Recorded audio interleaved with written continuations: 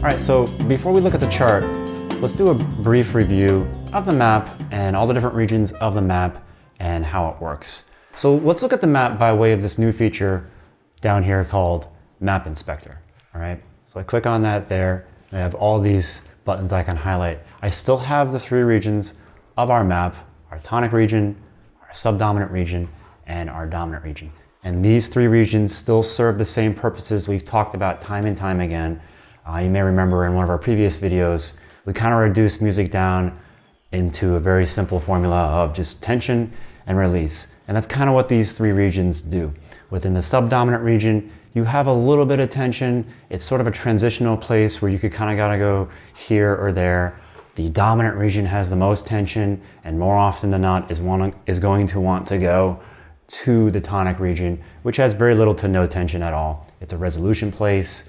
It's a home base. It's where the whole map is calibrated to.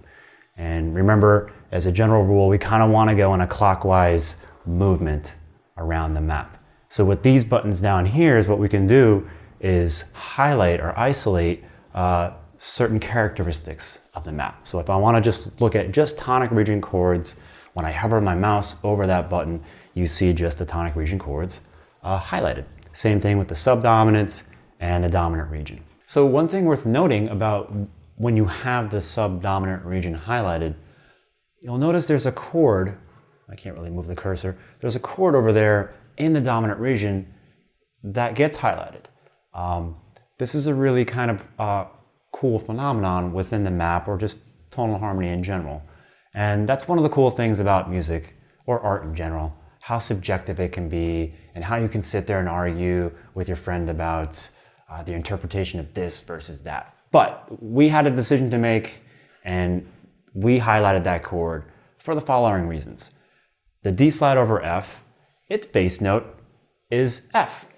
And that F is very much in line with the subdominant region, as the F chord is the subdominant chord. It also really doesn't have a lot of tension to it. And it has several characteristics of both regions. However, because when you play this chord, you are inevitably going to go here, that's why it's in the dominant region. This is our Neapolitan 6 chord, by the way. You may remember from our previous videos, we talked about the Neapolitan 6 and how it works and when to use it. If you want to see it functionally, you'll see it right there, N6. There you even see the cadence detector light up when you do that. All right, so you're never going to be on that chord and not go there, not go to the 5, not go to G, all right? All right, so directly adjacent to the region filters are these scale filters, if you will. So if I click on the diatonic filter here, what comes up are all of the chords that are either born from C major or any of the C minors, like C harmonic minor or C melodic minor.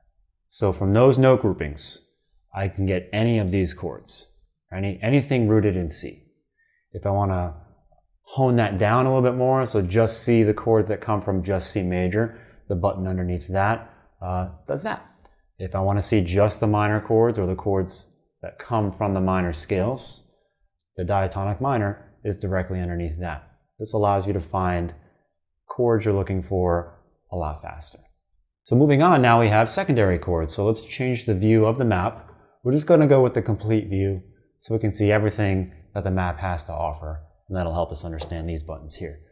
The secondary filter, if I highlight that, gives me all of the secondary chords in the key that I'm in, either functionally like we're viewing it now, or by name. I can further define that filter if I want to, like if I want to see all the secondaries of the 2 chord, that's this button here, the X of 2, and our target always highlighted in blue. If I want to see the secondaries of the 3 chord, of the 4, and so on, the secondaries of the 5, all the way through all the notes in our original scale, our primary scale, if you will. So down here underneath that, what we have are 2 5s. So the 2 5s all over the map will show up with this filter, and the sub 2 and sub 5s. Again, we have a video explaining all of these concepts and ideas. Check those out if you have no idea what I'm talking about.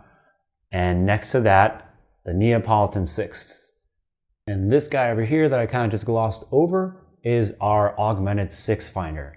And you can see there's only one place where that exists, way over here in our current key. It's A flat 7. It's in the dominant region. And what we have right now, let's look at it functionally. What we have right now is a German augmented sixth, but if I bring up the drop-down menu, I could see it as an Italian augmented sixth, or if I want to see the French augmented sixth, there we go. And either way, it's going to get highlighted. And finally, all the way on the right, we have the filters for the cadential diminished chords, the passing diminished chords, and the cadential 6/4 and sus4 chords. Again, we have content on all these concepts and ideas. So if you're not clear or curious or want to review it, definitely check that stuff out.